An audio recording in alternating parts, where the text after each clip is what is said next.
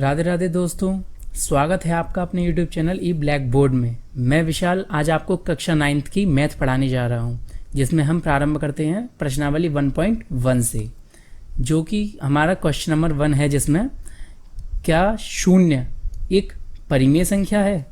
क्या आप इसे p/q के रूप में लिख सकते हैं, जहां p और q एक पूर्णांक हैं और q does not equals to 0, यानी कि q बराबर नहीं है 0 के। तो इसके लिए हमें सबसे पहले बेसिक पता होना चाहिए, जैसे कि इसमें परिमेय संख्या क्या है, पूर्णांक क्या है, और ये हमारी p/q की फॉर्म क्या है, यानी p/q का रूप क्या है, और ये q 0 के एक बराबर क्यों नहीं है। तो चलिए हम शुरू करते हैं अपने बेसिक के साथ।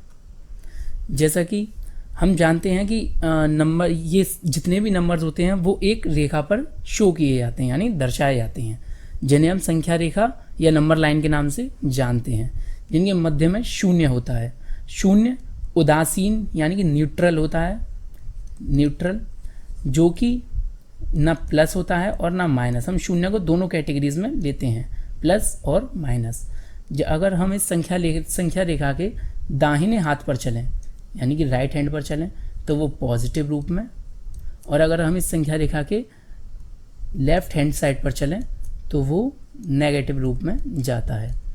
अब यहीं हम देखें कि ये संख्या 1 2 3 4 प्लस, ये प्लस इन्फिनिटी तक लेफ्ट राइट हैंड पर, और माइनस इन्फिनिटी तक राइट हैंड पर, और इन्फिनिटी अर्थात अनंत, यहाँ पर प्लस अनंत, यानी जिसका कोई अंत ना हो, उसे हम क्या कहते हैं? अनंत, बिल्कुल मनुष्य की चिंताओं की तरह। अब हम अगर आगे बढ़ते हैं, जैसे कि हमें सबसे पहले पता होना चाहिए प्राकृत संख्याएं क्या होती हैं। बिल्कुल बेस प्राकृत संख्याएं, हम जैसे प्रकृति को इंग्लिश में कहते हैं नेचर, और प्राकृत को इंग्लिश में कहते हैं नेचुरल। तो नेचुरल का फर्स्ट वर्ड है एन से, इसलिए हम प्राकृत संख्याओं को एन से डिनोट यानी कि दर्शाते हैं, जिसमें हमारा ये शो हो रहा है 1 2 3 4, जितनी भी काउंटेबल फॉर्म्स होती हैं, जितने भी गणनात्मक नंबर होते हैं 1 2 3 4 5 एंड ऑल अनंत तक, यानी इन्फिनिटी तक, तो वो हमारी होती हैं सभी हमारी प्राकृत संख्याएं होती हैं। जैसे कि सभी संख्याएं प्राकृत संख्याएं होती हैं, इन्हें एन से दर्शाते हैं। ये हमारी यहाँ परिभाषा है, और यहाँ पर 2 पॉइंट सबसे इंपॉर्टेंट होते हैं। अगर कोई पूछ ले कि सबसे छोटी प्राकृत संख्या क्या होती है, तो वो होती है हमारी 1, और सबसे बड़ी हमारी प्राकृत संख्या होती है वो होती है हमारी अनंत, यानी कि इन्फिनिटी। ठीक, अब हम चलते हैं आगे की ओर बढ़ते हैं। पूर्ण संख्याएं, तो पूर्ण संख्याएं जो होती हैं हमारी, पूर्ण को हम कहते हैं पूरी। तो हमारी क्या नेचुरल नंबर्स पूरे नहीं थे? तो नहीं, कोई भी अंक शून्य के बिना अधूरा रहता है। जैसे अगर हम 1 लिखते हैं तो उसे हम गणनाओं में 0 1 लिखते हैं, तो इसीलिए जनरेट हुई होल नंबर्स, यानी कि पूर्ण संख्याएं। प्राकृत संख्याओं से पहले यदि 0 लगा दिया जाए, किससे पहले? प्राकृत संख्याओं से पहले यदि 0 लगा दिया जाए तो वह पूर्ण संख्याएं बन जाती हैं। इन्हें W से दर्शाया जाता है। अब W से ही क्यों दर्शाया जाता है? जैसे कि वहाँ नेचुरल नंबर्स को N से दर्शाया जाता है, क्योंकि वो N था, यहाँ पर फर्स्ट लेटर क्या है? W, इसलिए इसे W से दर्शाया जाता है। धमाल वाले W के नीचे 10 करोड़। ठीक, अब W से पहले यहाँ पर 0 लगा, और यहाँ पर 0 हमने दिखाया W से, क्योंकि वो 0 ही एक पूर्ण संख्या होती है, जिसके लगने से सारे नंबर्स कंप्लीट होते हैं अनंत तक। ठीक, जैसे ये हमारा नोट है, जिसे कि आप नोट कर लें, केवल 0 ही एक पूर्ण संख्या होती है। ठीक, अब हम चलते हैं आगे। पूर्णांक संख्याएं, पूर्ण के बाद पूर्णांक क्या होती हैं, जो कि हमारे नंबर्स लाइन पर शो हो रहे थे। अब जो पूर्ण संख्या होती हैं वो तो केवल धनात्मक थी, अब नेगेटिव संख्या तो नेगेटिव भी होती हैं। तो फिर ये हमारी जो नेगेटिव होती हैं और ये पॉजिटिव होती हैं, 0 हमारा क्या होता है? फटाफट कमेंट सेक्शन में बताइए, जो मैंने आपको फर्स्ट वीडियो में बताया था। 0 होता है हमारा उदासीन नंबर, यानी कि न्यूट्रल। हाँ, तो ऐसे ही पूर्णांक संख्या यानी कि इंटीजर्स नंबर, सभी संख्याएं धनात्मक एवं ऋणात्मक सहित पूर्णांक संख्याएं होती हैं, जैसे कि -3, -2, -1 एंड नेगेटिव इन्फिनिटी तक। अब 0, +1, +2, +3 ऐसे ही प्लस इन्फिनिटी यानी प्लस अनंत तक। तो ये क्या है, सारे प्लस के साथ धनात्मक पूर्णांक, और ये क्या है, सारी माइनस के साथ ऋणात्मक पूर्णांक। इन्हें हम z से दर्शाते हैं। अरे सर आप झूठ बोल रहे हैं। फर्स्ट लेटर क्या है, I से, इंटीजर्स। सेकंड, और इसे आप किससे दर्शा रहे हैं, z से। अरे सर, तो z एक जर्मन भाषा का शब्द है। किसका, जर्मन भाषा का, जो कि एक वैज्ञानिक थे सेल करके, उन्होंने बताया कि z ज़ाहलेन,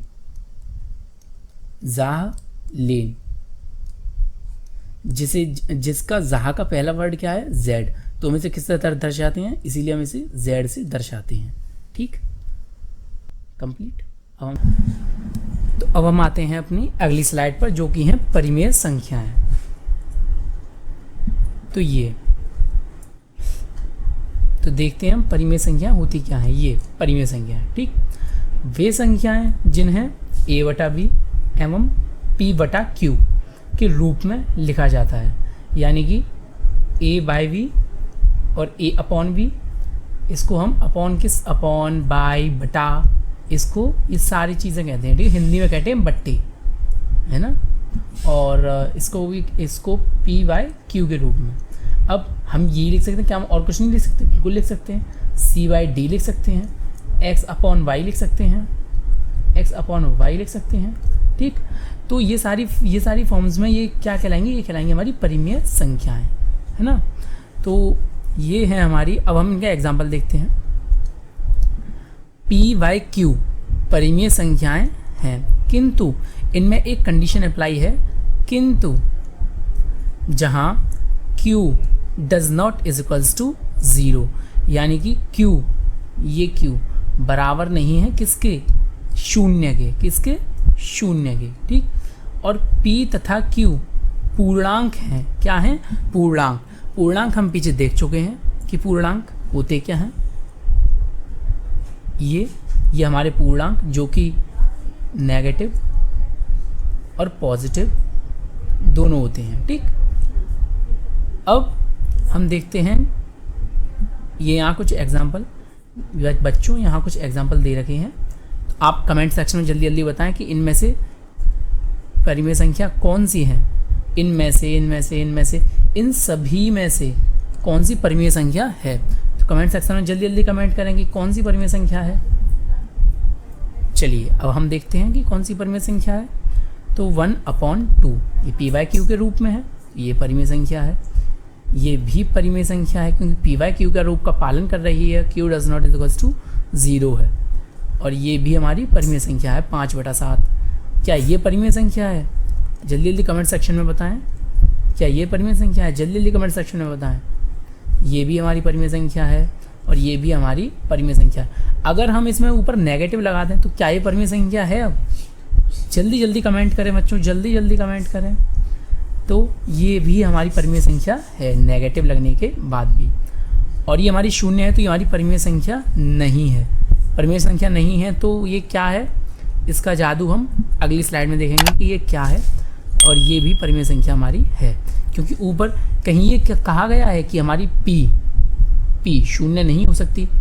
p कहा गया कि p एक पूर्णांक होना चाहिए और q भी एक पूर्णांक होना चाहिए, बट q 0 के बराबर नहीं होना चाहिए। लेकिन यहाँ तो p है 0 के बराबर, ये क्या है हमारा p, तो फिर ये हमारी क्या है, परिमेय संख्या है। इनमें परिमेय संख्या क्या नहीं है, परिमेय संख्या हमारी नहीं है 1/0। ठीक, ये वाली। अब हम चलते हैं अपनी नेक्स्ट स्लाइड की ओर। अब जब वो अपरिमेय संख्या थी तो हमें जानना पड़ेगा कि अपरिमेय संख्या क्या होती हैं। यह अपरिमेय संख्या वे संख्याएं जिन्हें p व q के रूप में नहीं लिखा जा सकता है, वे सभी क्या होती हैं, अपरिमेय संख्या होती हैं। क्या होती हैं, अपरिमेय संख्याएं। वर्गमूल वाली सारी संख्याएं अपरिमेय संख्या होती हैं, जैसे कि √5, √7 यानी कि वर्गमूल 7। अब अपरिमेय संख्याओं के साथ तो √2 भी, √2 भी वो अपरिमेय संख्या होगा। इनके साथ कुछ भी जोड़ा जाए, घटाया जाए, गुणा किया जाए या भाग किया जाए तो वो क्या रहती हैं, अपरिमेय संख्या रहती हैं, जो कि हमारे यहाँ नोट के रूप में हमने यहाँ दर्शाया है। ठीक, तो ये भी क्या रहेगी, अपरिमेय संख्या, अपरिमेय। ठीक, तो ये सारी क्या है, अपरिमेय संख्या, अपरिमेय संख्याएं। ठीक, ये नोट लिखा है हमारा। अपरिमेय संख्या के साथ यदि किसी भी संख्या को जोड़ा, घटाया, भाग या गुणा किया जाए तब भी वह अपरिमेय संख्या ही रहती है। ठीक है, अब हम चलते हैं अपने क्वेश्चन की तरफ। तो अब हम आते हैं अपने क्वेश्चन की तरफ वापस लौट कर। तो ये हमारा क्वेश्चन नंबर 1 यानी प्रश्न नंबर 1, क्या 0 एक परिमेय संख्या है? क्या इसे आप P अपॉन Q के रूप में लिख सकते हैं, जहाँ P और Q पूर्णांक हैं और Q बराबर नहीं है 0 के। ठीक, तो अब हम लिख देते हैं, हाँ 0 एक परिमेय संख्या है।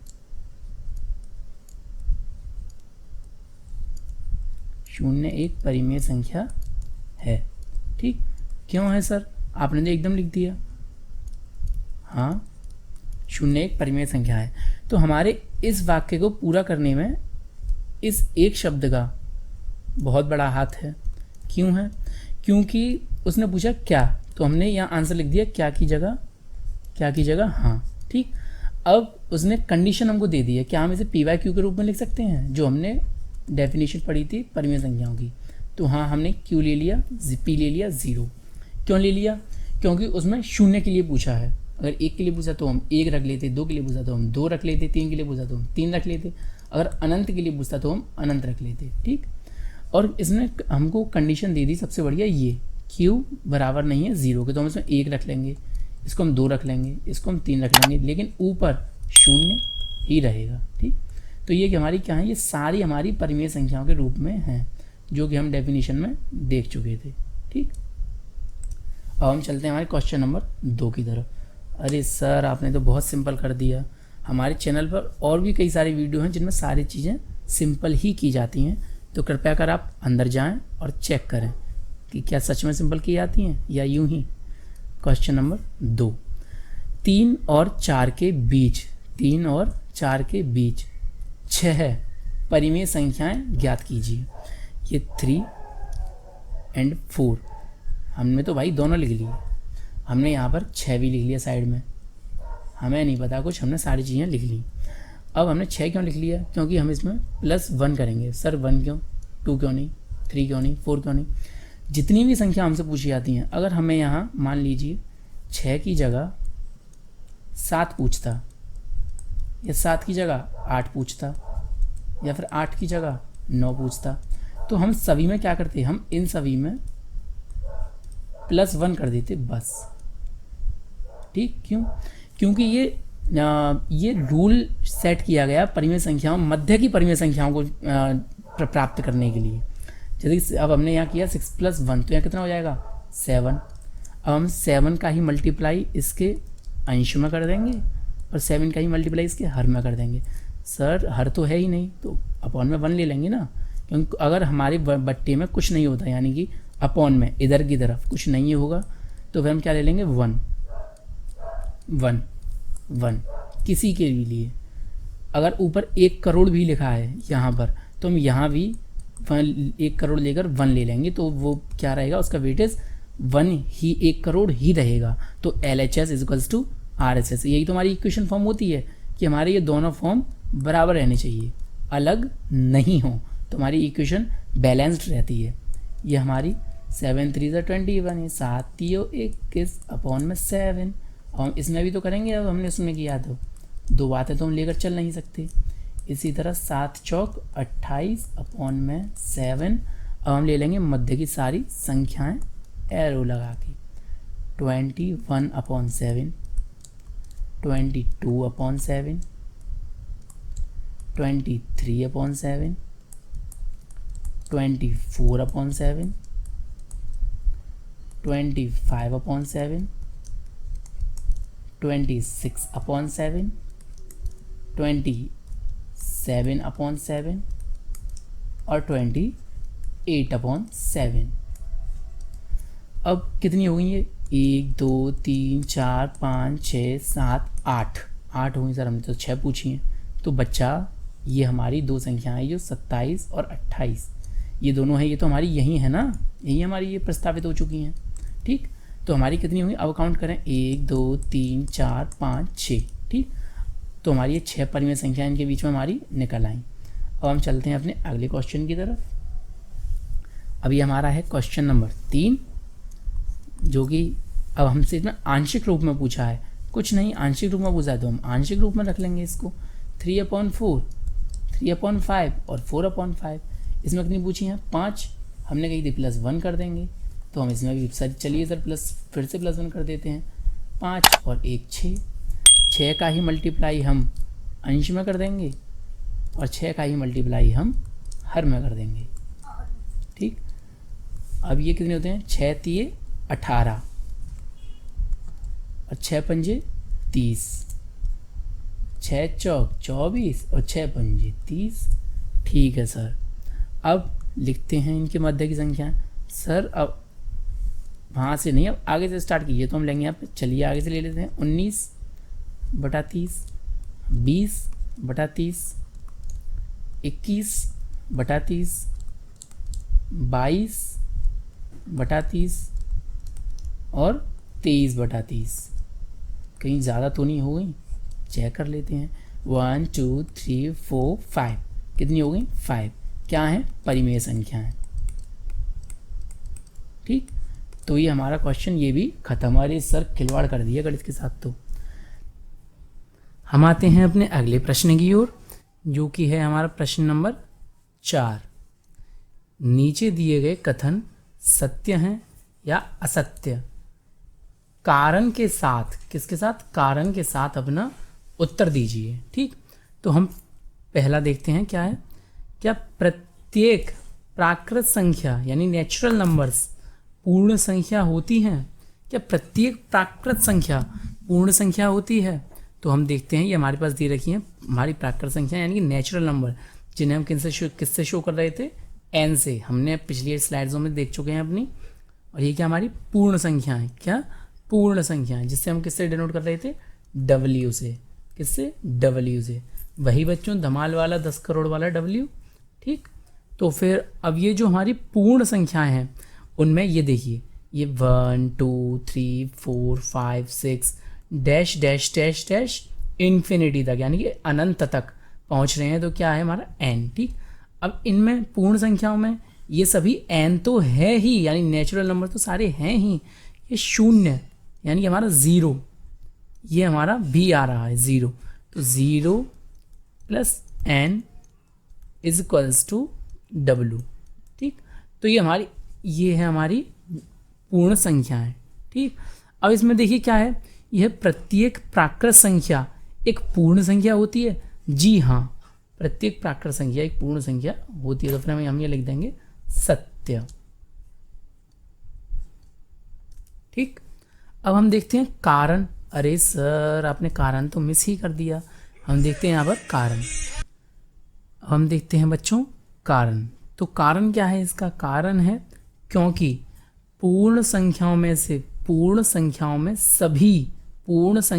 सभी प्राकृत संख्या यानी नेचुरल नंबर शामिल हैं। क्या है, शामिल हैं। ठीक है, तो फिर ये हमारा हुआ कारण। अब हम आते हैं अपने अगले क्वेश्चन पर, जो कि है क्वेश्चन नंबर 4 का सेकेंड।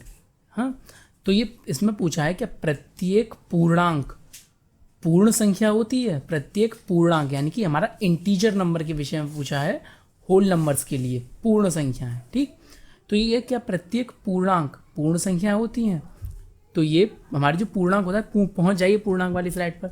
यदि ना पहुंचे तो हम यहाँ दिखाएं आपको। पूर्णांक जो होते हैं वो 0 के साथ धनात्मक साइड में और हमारे यहाँ नेगेटिव यानी कि ऋणात्मक साइड में, दोनों में पूर्णांक हमारे शो किए जाते हैं। लेकिन किंतु हमारी जो पूर्ण संख्याएं होती हैं वो 0 के साथ सारे नेचुरल नंबर्स होते हैं, जो हमने आपके लिए फॉर्मूला बनाया था, जो कि अलग ही फॉर्मूला है, कहीं नहीं मिल सकता आपको।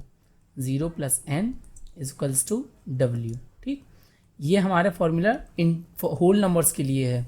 जहाँ की ये इंडिकेट कर रहा है कि 0 के साथ सारी प्राकृत संख्याएं हमारी होल नंबर्स को दर्शाती हैं।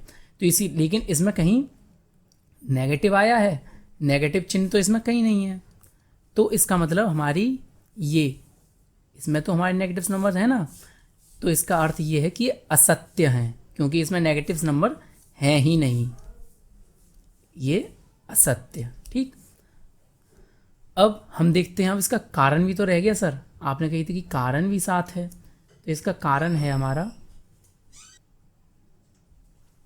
इसका हमारा कारण है क्योंकि पूर्णांक संख्याओं में ऋणात्मक, जो हमने अभी आपको यहाँ पर ये जो हमने आपको शो इंडिकेट किया था, यानी ये जो हमने आपको दर्शा कर दिखाया है यहाँ पर, ये संख्या रेखा पर आपके लिए छोटी सी प्यारी सी संख्या रेखा कि ऋणात्मक संख्याएं भी होती हैं, जबकि पूर्ण संख्याओं में केवल और केवल धनात्मक संख्याएं ही होती हैं सर। ठीक, तो ये हमारा यहाँ कारण स्पष्ट हुआ कि पूर्णांक संख्याओं में ऋणात्मक संख्याएं भी होती हैं, जबकि पूर्ण संख्याओं में केवल धनात्मक संख्याएं होती हैं। ठीक, अब हम चलते हैं अपने अगले प्रश्न की तरफ, जो है हमारे क्वेश्चन नंबर 4 का क्वेश्चन नंबर 3। क्वेश्चन नंबर नहीं कहेंगे हम, पार्ट कहेंगे, पार्ट नंबर 3। क्या प्रत्येक परिमेय संख्याएं एक पूर्ण संख्याएं होती हैं? परिमेय संख्याएं क्या होती हैं? वही अभी हमने जो बेसिक पढ़ा था, सारा बेसिक हमारा काम आ रहा है, जो A/B एवं P/Q के रूप में लिखी जा सकती हैं, वे सभी संख्याएं परिमेय संख्याएं होती हैं। ठीक, अब क्या ये लिखी हुई हैं, ये जैसे कि ये लिखी हुई है हमारी एग्जाम्पल के रूप में 1/2, 2/3, 5/7। ठीक, अब इसमें पूछा है प्रत्येक परिमेय संख्याएं एक पूर्ण संख्या होती हैं। पूर्ण संख्याओं में हैं 0, 1, 2, 3, 4, 5 dash dash dash dash dash infinity, यानी कि अनंत तक, जिसका कोई अंत ना हो। ठीक, अब इसमें अगर हम नेगेटिव 1/2 कर दें तो क्या परिमेय संख्या नहीं है? बिल्कुल है, हमने जैसा कि परिमेय संख्याओं वाली स्लाइड में देखा था। क्या इसमें नेगेटिव लगा दें तो ये नहीं है, या इसमें नेगेटिव लगा दें तो ये नहीं है, या इसमें नेगेटिव लगा दें, नेगेटिव हम नेगेटिव जनरल फॉर्म ही देखते हैं, नेगेटिव P/Q भी परिमेय संख्याओं के रूप में जाना जाता है। ठीक, तो इसमें तो पॉजिटिव ही आती, नेगेटिव तो आती है नहीं, इसीलिए ये क्या हुआ, ये कथन भी हुआ हमारा असत्य सर। चलिए सर, आपने गणित के साथ खेलना तो हमको सिखा ही दिया, लेकिन अभी इसमें कारण तो रह ही गया। और हम देखते हैं इसका कारण, क्योंकि हमसे कारण भी तो पूछा गया है, ये सोच रहा है कि हमारे पास कारण है नहीं। तो ये हम देखते हैं परिमेय संख्याएं, जितनी भी हमारी परिमेय संख्या होती हैं वो ऋणात्मक भी हो सकती हैं, भी, इस बात का विशेष ध्यान रखें, ऋणात्मक भी हो सकती हैं, जबकि पूर्ण संख्याएं जो होती हैं, पूर्ण संख्याएं केवल धनात्मक होती हैं, यानी कि पॉजिटिव नंबर्स। ठीक, धनात्मक होती हैं ये।